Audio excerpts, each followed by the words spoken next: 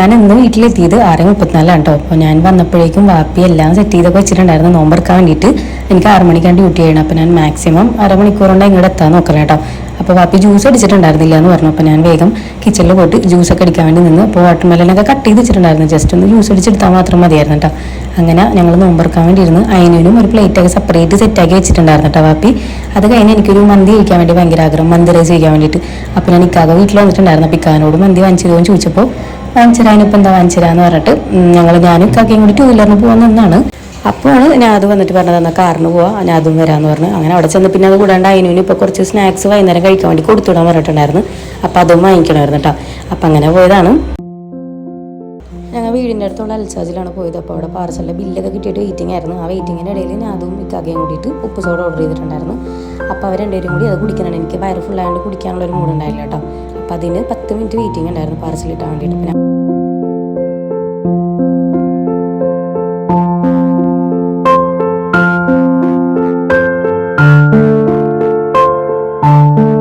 ഇത് നമ്മുടെ കായലിലേക്ക് സൈഡിലായതുകൊണ്ടിട്ട് ലൈവായിട്ട് അവർ ഫിഷ് ഇങ്ങനെ വെച്ചിട്ടുണ്ട്. അപ്പോൾ അതിൽ നമുക്ക് ഏതെങ്കിലും ഇഷ്ടമുള്ള ഫിഷ് പറഞ്ഞു കഴിഞ്ഞാൽ അതിൽ നിന്നൊരു ഫ്രൈയോ കറി അങ്ങനെ എന്തെങ്കിലുമൊക്കെ ചെയ്തൊക്കെ തരുമോ.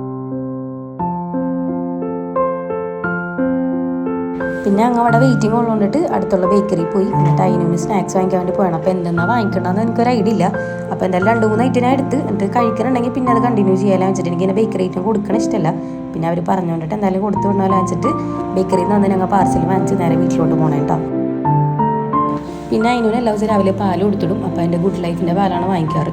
പാല് വാങ്ങിച്ച് അമ്മിക്ക് ചാച്ചിൻ്റെ അവിടെ പോകണമെന്ന് പറഞ്ഞിട്ടുണ്ടായിരുന്നു. അപ്പോൾ അമ്മീനെ പകുതിയായപ്പോൾ അവിടെ ഇറക്കിയിട്ട് ഞങ്ങൾ വീട്ടിലോട്ട് പോകണതാണ്. പിന്നെ കാറിൽ ഇരുന്നിട്ട് കുറച്ച് നേരം ഞങ്ങളിങ്ങനെ വർത്തനമൊക്കെ പറഞ്ഞിരുന്നായിരുന്നു വീട്ടിലോട്ട് കയറാതെ. കാരണം ഭയങ്കര ചൂടാണല്ലോ. അപ്പോൾ കാറിലാവുമ്പോൾ നമുക്ക് ഈസി ഇട്ടിരിക്കാമല്ലോ. ഞാൻ കുറച്ച് നേരം അതിനൂനെ അതുകൂടി കളിച്ചുകൊണ്ടിരിക്കുന്നുണ്ട്.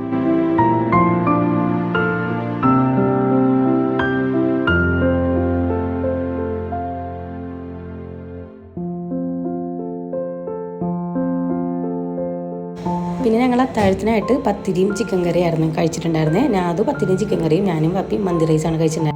വാപ്പിക്ക് അൽഫാം ഒന്നും വേണ്ടാന്ന് പറഞ്ഞായിരുന്നു കേട്ടോ. അതുകൊണ്ടാണ് റൈസ് വാങ്ങിയത്. പിന്നെ അങ്ങനെ ഞങ്ങൾ ഫുഡൊക്കെ കഴിച്ച് കിടന്നുറങ്ങിയിട്ടുണ്ടായിരുന്നു. നിസ്കരിച്ച് ഓടിയിട്ടൊക്കെയാണ് കിടന്നിട്ടുണ്ടായിരുന്നത്. അപ്പോൾ ഇന്നത്തെ വ്ലോഗ് ഇത്രേ ഉള്ളൂ. ഇപ്പോൾ ഇഷ്ടമാണെങ്കിൽ എല്ലാവരും ലൈക്ക് ചെയ്യണം.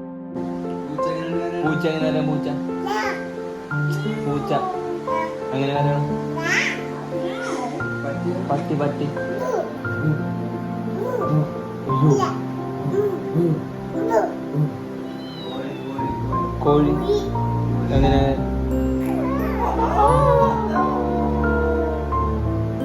മങ്കിയ മങ്കി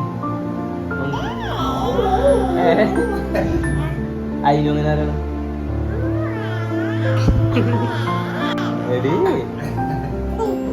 പല്ല് പല്ല്